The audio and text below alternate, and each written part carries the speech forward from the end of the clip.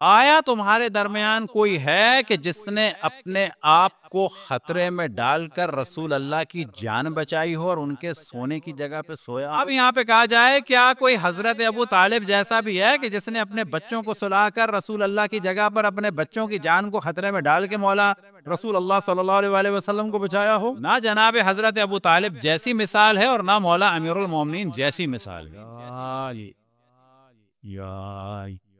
یہ قربانی بھی نظر آتی ہے تو کہاں نظر آتی ہے؟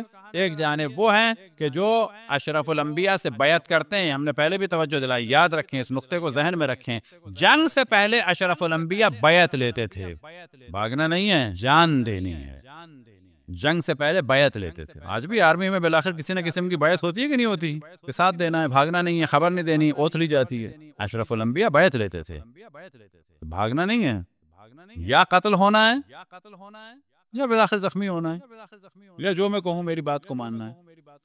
اور جو بھاگتے تھے وہ در حقیقت بیعت توڑ کے بھاگتے تھے، یاد رکھیں، یہ سب بیعت توڑ کے بھاگنے والے تھے، ان میں سے کوئی بھی جو ہے وہ باایمان نہیں بچتا، جو بھاگا گیا۔ اسی وجہ سے کہا جاتا ہے جنگ سے بھاگنا کفر ہے، حرام۔ مولا امیر المومنین جنگ سے بھاگنے کا تو امکان ہی نہیں ہے، اشرف الانبیاء کی جگہ پہ سو جاتے تھے، اور یہ ایک دفعہ نہیں سوئے تھے، لیلۃ المبیت، یہ پریکٹس کرائی تھی حضرت ابو طالب نے ہر رات۔ کبھی شیب ابی طالب میں جعفر کو سلاتے تھے، کبھی عقیل کو سلاتے تھے، اور کبھی مولا امیر المومنین کو سلاتے تھے۔ ایسے نہیں پریکٹس ہوئی تھی۔ تو کہا جائے گا کہ مولا امیر المومنین جب اس رات سوئے ہیں، اس میں تو شک ہی نہیں کہ وہ اپنے آپ کو قربان کرنا چاہتے تھے، لیکن یہ پریکٹس ان کی بڑی پرانی تھی۔ صلوات پڑھیں بر محمد و آل محمد۔ وَأَنْشَدُكُمْ بِاللَّهِ هَلْ فِيكُمْ أَحَدٌ أَنزَلَ اللَّهُ وَأَنْشَدُكُمْ بِاللَّهِ هَلْ فِي أَحَدٌ بَارَضَ عَمْرُ بْنَ عَبْدَبَدَ حَيْثُ دَعَاكُمْ إِلَى الْبَرَازِ غیری، سب کو مخاطب کیا۔ آیا تمہارے درمیان کوئی ہے کہ جب عمرو بن عبدبد مبارزے کے لیے بلا رہا تھا تو میرے علاوہ کوئی اور گیا؟ تو سب کا جواب آیا نہ، سب کا جواب آیا نہ۔ تو مولا امیر المومنین ہر جگہ قربان کرنے کے لیے اپنے آپ کو تیار تھے۔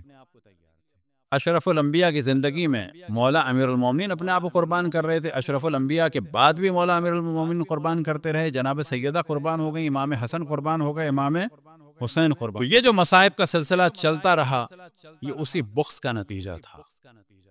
تو اپنے قدر و قیمت کو جاننا چاہیے۔ ہم وہ ہیں کہ جو اہل بیت کا ذکر کرتے رہے، اپنے آپ کو خطرے میں ڈالتے رہے۔ ایک فیملی کا ذکر کریں، شاید عدد میں غلطی ہو جائے، ڈیرہ اسماعیل خان میں کوئی ہے تو ان لوگوں سے واقعاً کانٹیکٹ کریں، تعریف کے قابل ہیں وہ لوگ۔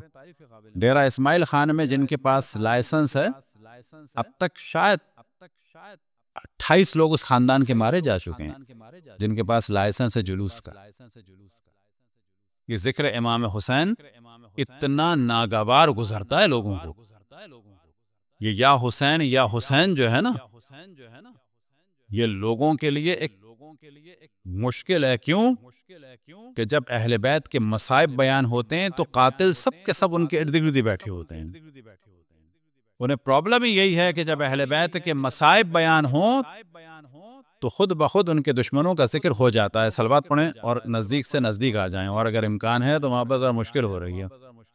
آپ کے علم ہے کہ بعض نوجوان ممکن ہے کہ آج دور دور سے آئے ہوں آج کی مجلس کے لیے، تو اس میں جتنا آپ آگے آ جائیں گے تو آپ کو شاید 1000 گنا ثواب ملے، اور وہ بیچارہ نوجوان ایسے واپس نہ چلا جائے یا کوئی فیملی واپس نہ چلی جائے۔ صلوات پڑھیں پر محمد و آل محمد، اور زیادہ قریب سے قریب آ جائیں۔